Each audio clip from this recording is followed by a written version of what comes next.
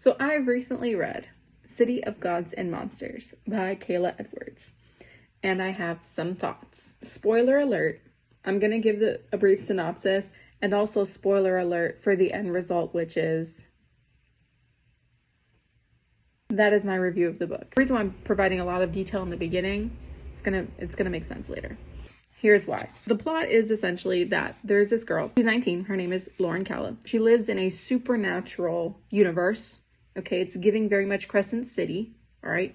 You have your demons, you have your vampires, your werewolves, okay? And the devils, which is a group of bounty hunters of different variety of species. So this regular university student is living her life, and then all of a sudden, randomly, she has a bounty on her head. And so the Dark Slayers are hunting her. She goes out with her adopted sister and her bestie. Reluctantly, she didn't want to go out. And while she is out, she loses track of time. She ends up going home at the witching hour, which is midnight, essentially. And at night, the demons come out and they hunt humans. Unless you're visible in light, they hunt them. So they go out, whatever. There are no cabs to be found because they stayed out too late. They leave, whatever. Their only option is to walk home. Home is miles away. And she, I mentioned, has random bounty on her head. People are out hunting her in addition to the demons. She manages to escape, but in an attempt to coerce her, this group of people that are hunting her, they take her best friend and they run away with her, and her best friend's gone and is missing now. So she goes back to school and is guilt-ridden, but she's still being hunted because they never actually got her. Cue our morally gray male main character, Darian Cassell. Darian Cassell is also hunting her, and he's part of the Dark Slayers, but his group is the Devils. So he hunts her. Now, I'm gonna pause right there. I was told that this book was gonna be an enemies to lovers supernatural romance, where it was going to be a strong female main character with undisclosed powers and a morally gray male main character who is her enemy. They're enemies for 2 seconds. He is hunting her for sure because he was offered a bounty of 4 million gold, whatever their currency is. So he is hunting her and he finds her. And she's also being hunted by another group because, remember, they never actually got her. He captures her. She does not put up a fight, okay, because she saw him and she's like, I chihuahua, I want that guy. No, she doesn't say that, but she's like, I'm not fighting you, sir. Take me away, type of thing, which, girl, same. Like, I'm not about to fight you. But while he has her in his custody, another group attacks him. She doesn't run. She says why she doesn't run, and I'm like, that's not a good enough reason. And he's like, noted. She didn't run. And so before he takes her to be delivered for the bounty, they go out to lunch, and he's just like, you know what? I'm gonna help you find your friend. Why? The why is never discussed. Why did you decide to help her? Because she didn't run away? My dude, her not running away, you getting 4 million gold. It still does not add up, and it's never discussed why he decides to help her. He just does. Just for you to know, I don't like the female main character. In my opinion, this book is about the main male character, not her. Even though this book is advertised as being about her, as advertised as enemies to lovers, there's no enemies to lovers here.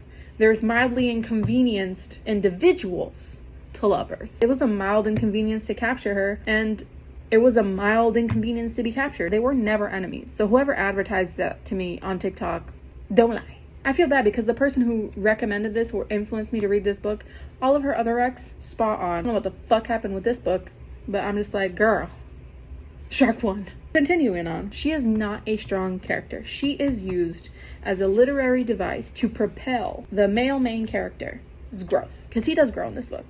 He was a ruthless, damaged killer with daddy issues. He has anxiety, all this shit. And he had no reason to change at all until he had someone to protect, which is his girl.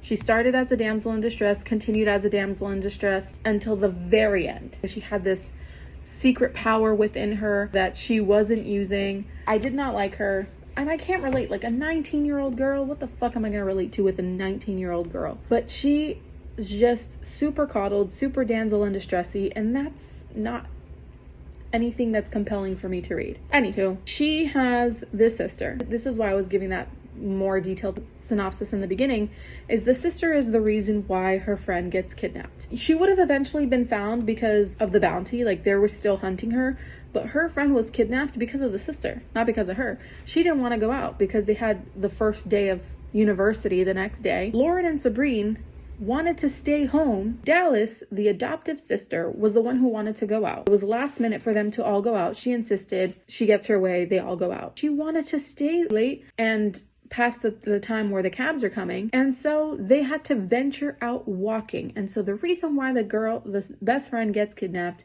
is because of the bitch ass, whiny ass adoptive sister, who was also trying to push up onto Darian Cassell until Darian Cassell introduced her to his fellow devil, who was equally as hot, but she was about to push up on her sister's man.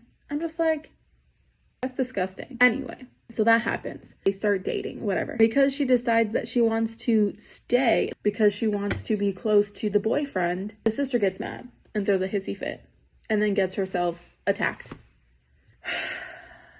There are no words as to how much this book sucks. So there's a lot of time jumps in this book. She's a university student, as I mentioned many a time. At no point, except for like maybe 3 instances, do we actually experience her being a university student. Because she would only see Darian Cassell on the weekends, it would start with her being dropped off at school. Like he would drop her off at school and then all of a sudden it's the weekend again. Whatever happened within that time, I don't know. You could have written something interesting in that time. No, just jump straight to the weekend when she's back with Darian Cassell. So I'm surprised she even made it through the semester, dear God. And then she has a job that she supposedly loves. He's picked her up from work 2 or 3 times, but then that's it. She supposedly loves Angela Thien. I don't know how to say the name, but it's Los Angeles vibes. So there's like the Avenue of Stars or the Street of Stars or something like that, where her shop is located, and she loves it so much. But she's barely there. She's barely at work. Girl, how are you getting paid? I mean, he's paying for her shit because he's got money. He's a bounty hunter. He got money. So she's not paying for shit. Like, she barely works. She has a dog that was living in the shop, and they kill off the dog for no reason, in my opinion. Because, spoiler alert, the dog is brought back, but not as a dog. There's a bargain made with like some nameless deity creature thing, and as a trade, he trades a couple of years of his life because her dog died to get her dog back. And he becomes like a part of her shadow. He becomes a familiar that comes out of her shadow. He's used to kill the vampire, but then she undoes the whole thing. She Control-Z's and undoes the killing of the vampire. So what was the point of killing the dog? To make him a shadow familiar. What was the point of that? There was like a bomb underneath the city that destroyed the entire city and killed him. So she uses her power to bring him back to life and also to undo the explosion of the city. And so by her undoing all of that, she also undoes her killing of the main vampire villain. So, which the dog helped her kill. So dog's death was pointless. This book was advertised to me as a spicy romance. There was black pepper in there for sure, but chili peppers only showed up at 96% of the book. I clocked it on my Kindle when it started to be very wham bam, thank you ma'am. 96%, with only 4% of the book left. That's when they added some chili peppers. I'm just like, all right, really tacking it in at the end there, aren't you? There's the sequel. Why? She saves the world. She gets the guy. She doesn't have the power anymore. Why is there a sequel to this book? As I was writing this review, like, I downloaded the sequel to the book. It's City of Souls and Sinners. But then as I was writing this review and really thinking about how much I didn't like this book, I'm not going to read this. There's no need for a sequel. Only loose plot is the fact that the vampire is still out there. She doesn't have the power, therefore, why would the vampire hunt her? She no longer has the power. It's gone. So what is the point? What was the point of this book? Anyway, I do not recommend this book. And to the girl who influenced me to read this, why? Why are you pushing this book? This book is awful. Anywho, until next time, friends.